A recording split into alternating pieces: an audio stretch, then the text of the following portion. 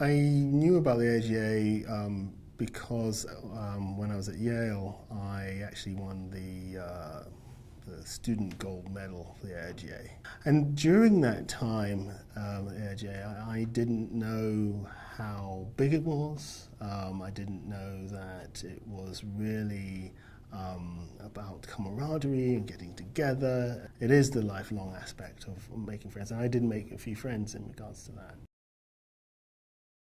You get excited to actually set up different lectures. You know, like what we're going to lecture about today. You know, and you get really excited. You come together as a group, and you decide these particular decisions. And the day comes, and you've done a fantastic job in regards to communicating what design actually means to others.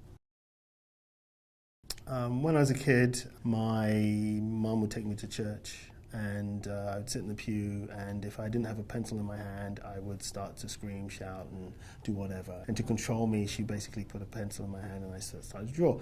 That had not changed, so I would actually go to mass sometimes, and I would sit in whilst the priest was actually doing the liturgy, and then I would come up with the concept for a design. It's just trying to find the quiet time to be inspirational and to actually have somebody talking to you about sometimes inspirational things, and you're sort of like in another world thinking about something else. It actually, combining those two things together would actually make the solution actually work for me. I've always wanted a mentor, and I really never had one, but I had teachers who would relay certain things to me. Like when I was at undergrad, I had a teacher called Peter Pierce. He basically would say, if you're stuck, just go home and watch television. Go for a walk. And then there was Nick Bell, who I worked with, who's a well-known graphic designer back in Britain, who used to be the creative director of I Magazine. But for me, I've actually mentored others. That doesn't only make them feel really good about what to do next. It actually made me feel really good about what I'm doing. So the idea of giving back and mentoring is not so much, it is teaching, but it's a little bit more than that. And it's a difficult thing to do. I think about it that something within my lecture is going to spark something for somebody else. And it's not just when I do the lectures here, it's actually when you do a presentation for a client as well.